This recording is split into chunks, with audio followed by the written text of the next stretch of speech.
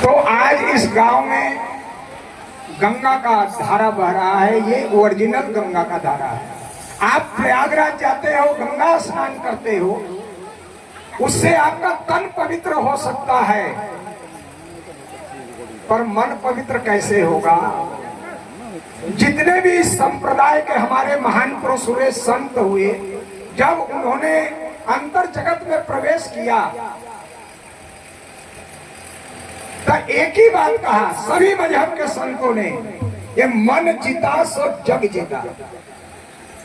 आज सारा खेल मन का है।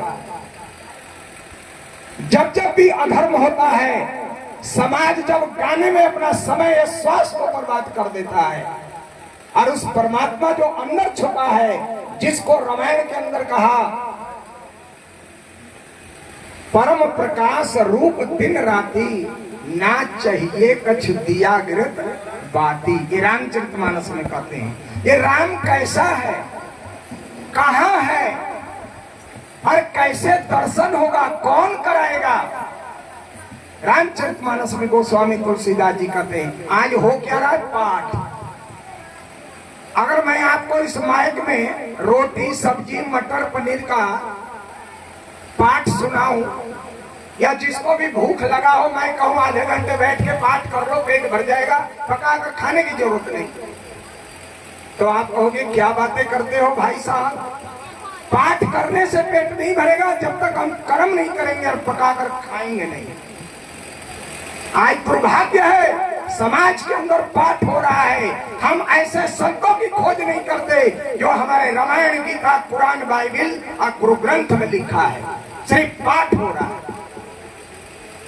पर कबीरदास जी कहते हैं, कबीर साहब ने कौन ज्ञान को जाना? ये कबीरदास ने कहा, तंत्र मंत्र सब झूठ है, मत भरवो संसार, सार शब्द जाने बिना कोई न उतरे पार। वो सार शब्द क्या है? शब्द कहा, वो शब्द कहाँ है? हर मजहब के ग्रंथ में लिखा है, इस बॉडी के अंदर, स्वास्थ्य के अंदर छुपा है। इसीलिए हमारे संतों ने कहा, और कबीरदास आगे और कहते हैं, गाना बजाना ये क्या है? मन को रिझाना है। जब तक यहाँ ताल तोड़ोगे ना, देह में ताकत है, तब तक बड़े मजा आ रहे हैं। और ये गाना बजाना अगर समाप्त तो आनंद समाप्त। पर हमारे संतों ने किस आनंद की जिक्र किया? क्या कभी आपने अपने जीवन में उतारा?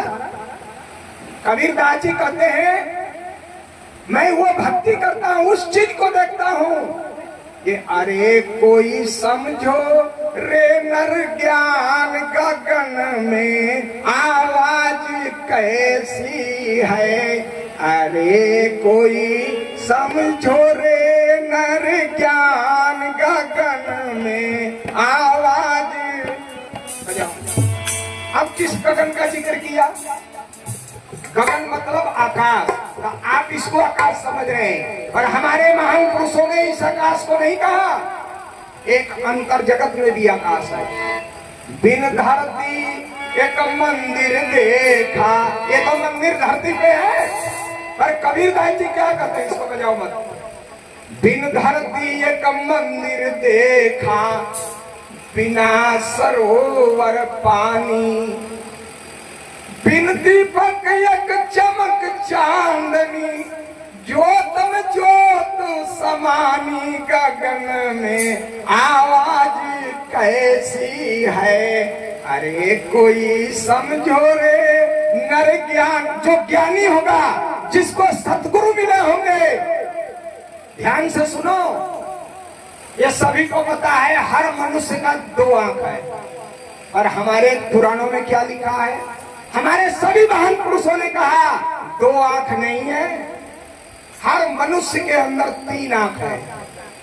तीन आंख, दो आंख तो सभी को पता है, पर तीसरा आंख गुरु नहीं खोलते, सतगुरु खोलते हैं। अष्टावक्र महाराज ने राजा जनक को ज्ञान दिया। आप उदाहरण पढ़िए पुराणों में, उस राजा जनक के दरबार में हजारों गुरु, हजारों विद्वान इकट्ठे थे। आप ध्यान से सुनो, एक दो नहीं, हजारों विद्वान और गुरु एकत्रित थे, पर राजा जनक का उत्तर नहीं दे पाए। और 6 साल का बालक 8 अंग टेढ़े मेढ़े उसने राजा जनक को ज्ञान दिया। और भारी सभा में राजा जनक को कहा, इन चमारों की जो सभा इकट्ठा किए हो, क्या ये चमार तुम्हारे उत्तर दे देंगे? राजा को बहुत बुरा लगा, ये इतने बड़े बड़े गुरु, इतने बड़े बड़े विद्वान, अरे छोटा सा बालक, और सभी को चमार कह दिया हमारे राज दरबार के अंदर। ये तो मेरा अपमान है, क्यों हमारे दरवाजे पर संत पधारे हैं। तो राजा को बहुत क्रोध आया। राजा ने मंत्री को कहा, ध्यान से सुनो, कीर्तन तो बहुत सुनते हो। राजा मंत्री को बोलता है, ये आप उठो और अष्टावक्र से पूछो, ये इतने बड़े बड़े गुरु हैं और ये 6 साल का बालक जिसके 8 अंग टेढ़े हैं और सब नीचे बैठे हैं, ये आकर के ऊपर सिंहासन पर बैठ गया। और वहां शर्त थी कि जो सिंहासन पर बैठेगा और राजा जनक का सही उत्तर नहीं दिया उसको फांसी, और जो नीचे बैठ करके सही उत्तर नहीं दिया जीवन भर कैद। तो सारे गुरु बड़े समझदार थे, कहने लगे क्यों फांसी अपना करवाऊं, नीचे ही बैठ के उत्तर दे दूं, पर नहीं दे पाए, कैद थे। पर 6 साल का बालक सीधा जाकर के सिंहासन पर बैठ रहा है, 8 अंग टेढ़े थे और भारी सभा को अपमानित किया। तब राजा जनक मंत्री को कहते हैं, जाकर के पूछो ये शब्द क्यों बोला? बड़े बड़े गुरु, बड़े बड़े पूजनीय, बड़े बड़े विद्वान बैठे हैं और सभी को चमार कह रहा है।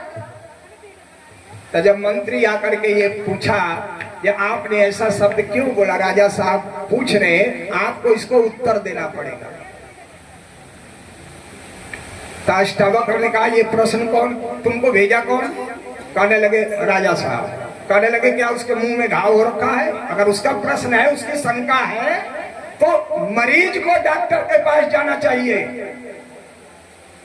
तब राजा को बात समझ में आई, ये बात तो हम गलती किया। तब राजा आकर के 6 साल के बालक से हाथ जोड़ करके पूछता है, महाराज आप इसका उत्तर दो, क्यों हमारे राज्य में सब बैठे हैं और पूजनीय हैं, आपको ऐसा शब्द नहीं बोलना था। अष्टावक्र ने कहा, चमार मैंने इनको इसलिए कहा, चमड़े का परख चमार का होता है, सोने का परख सुनार करता है, लोहे का परख लोहार करता है। जब मैं आकर सिंहासन पर बैठा, आप जिनको बड़े बड़े धर्म गुरु कहते हो और विद्वान, ये सारे हंसने लगे। ये किसने बहका दिया? 8 अंग टेढ़े मेढ़े हमारा देख करके हंस रहे हैं। ये 6 साल का उम्र का बालक, इतने बड़े बड़े गुरु विद्वान इकट्ठे हैं और किसी ने उत्तर नहीं दिया। और 6 साल का बालक को किसी ने दिमाग में डाल दिया, वो आकर के ऊपर बैठ गया, तो इसकी फांसी चढ़ेगी। तो सब हंस रहे, पर इनको ये पता नहीं है गन्ना टेढ़ा होता है पर उसका मिठास, उसका रस टेढ़ा नहीं होता। नदी टेढ़ी मेढ़ी होती है पर उसका जल टेढ़ा मेढ़ा नहीं होता। ऐसे ही उम्र नहीं देखा जाता, ज्ञान बड़ा होता है। इसीलिए आज हर मनुष्य के पास 3 आंख है। आज जब जब इस धरती पे अधर्म हुआ, महान पुरुष आते हैं। गीता में भगवान श्री कृष्ण कहते हैं, यदा यदा हि धर्मस्य ग्लानि भवति भारत अभ्युत्थानं धर्मस्य तदात्मानं सृजाम्यहम् परित्राणाय साधूनां विनाशाय च दुष्कृतां धर्म संस्थापनार्थाय संभवामि युगे युगे। इसका अर्थ क्या होता है? इसका सारांश क्या होता है? हे अर्जुन, अर्जुन बहुत बड़ा विद्वान था। अगर आज कोई सोचता है मैं बहुत बड़ा विद्वान हूं, तो अर्जुन विद्वान था, धार्मिक था। आज किसी का धन का अभिमान है तो अर्जुन तो स्वयं राजा था। आज साइंस का अभिमान है तो अर्जुन के पास भी इतनी बड़ी साइंस थी, ये नीचे तेल की कड़ा में देखा और मछली के आंख में तीर मार दिया। कितनी बड़ी साइंस थी। और सब होने के बाद भी अर्जुन इतना बड़ा भागशाली था, जिसके इशारे के बगैर एक पत्ता नहीं हिलता। वो त्रिलोकीनाथ, वो कृष्ण उसके मित्र, सखा और साले लगते थे। और इतना होने के बाद भी अर्जुन कृष्ण को नहीं पहचान पाया। आप कुरुक्षेत्र मैदान में जब भगवान कृष्ण ने विश्व रूप दिखाया तो अर्जुन, ये 18 अध्याय गीता क्या है, अर्जुन के मन में जो जो संशय हो रहा है भगवान से प्रश्न कर रहा है, और भगवान उसका उत्तर दे रहे हैं कि अभी भी समझ जाए, अभी भी समझ जाए। पर समझाते समझाते 18 अध्याय बन गया। तो भगवान कृष्ण कहते, अर्जुन मैं अजन्मा हूं, मैं अविनाशी हूं, मैं निराकार हूं, मैं जर्रे जर्रे में हूं, सब जीव के अंदर हूं, पर मेरा वास्तविक रूप, मेरा असली रूप तू इन आंखों से देख नहीं सकता। अगर आपका भ्रम है आप गीता उठाकर देख।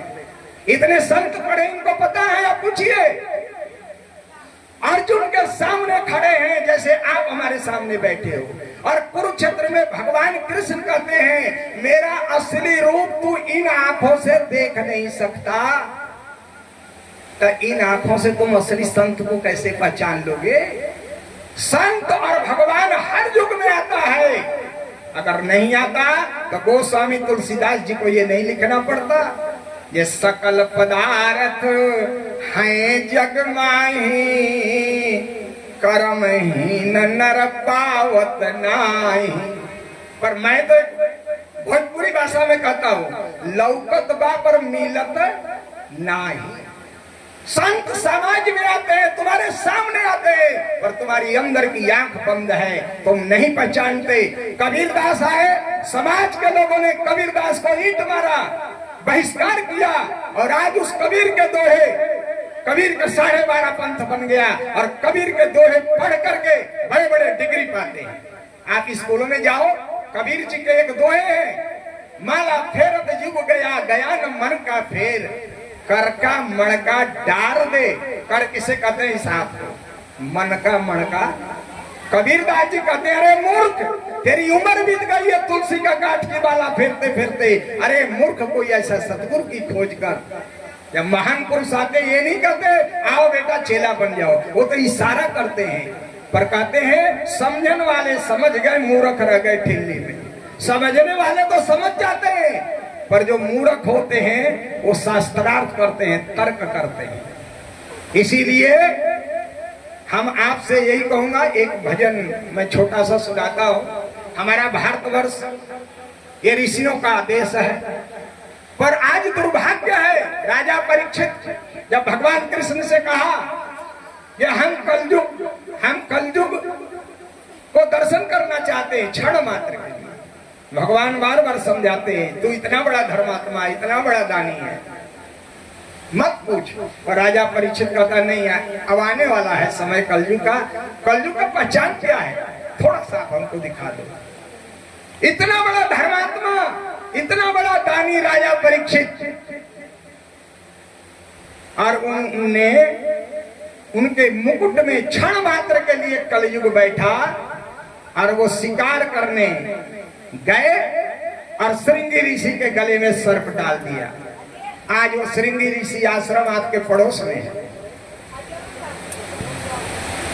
और एक ऋषि के आश्रम में सर्प डालने से उनको कितनी मुसीबत झेलनी पड़ेगी। यहाँ सभी संत महात्मा है, सभी को पता है, हम समय ज्यादा नहीं लेना चाहते, पर मेरे कहने का मतलब यह है वहां भी राजा परीक्षित बड़े बड़े धर्मात्मा, बड़े बड़े विद्वान, बड़े बड़े गुरुओं को एकत्रित किया। क्यों?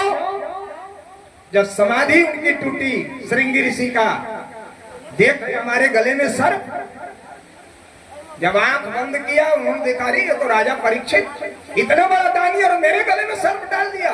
उनका क्रोध आया और कहने लगे जो सर्प तूने डाला है ये सर्प आज के 7वें दिन तेरे को डसेगा। बाद में करना, कथा के बीच में नहीं बोलते। आपका जो क्वेश्चन है बाद में, किसी का कोई शंका हो आप पूछ सकते हो, पर कथा के बीच में नहीं बोलना चाहिए। आप जानते हो रावण बहुत बड़ा विद्वान था, बहुत बड़ा ऋषि रावण और कुंभकर्ण, पर जरा सा ऋषि का नजर फिरने से वो राक्षस बन गया। यहाँ सत्संग हो रहा है, यहाँ बतसंग नहीं हो रहा है। सत्संग, बतसंग और लठसंग ये तीन होता है, ध्यान से सुन लो। अब सत्संग किसे कहते हैं ये भी बताता हूं। जो उस परमात्मा को दर्शन किया हो, उस नूरे इलाही का ध्यान करता हो, उसी को संत कहते हैं। आप संधि विच्छेद करो, संत दो अक्षर है, सत धन अंत।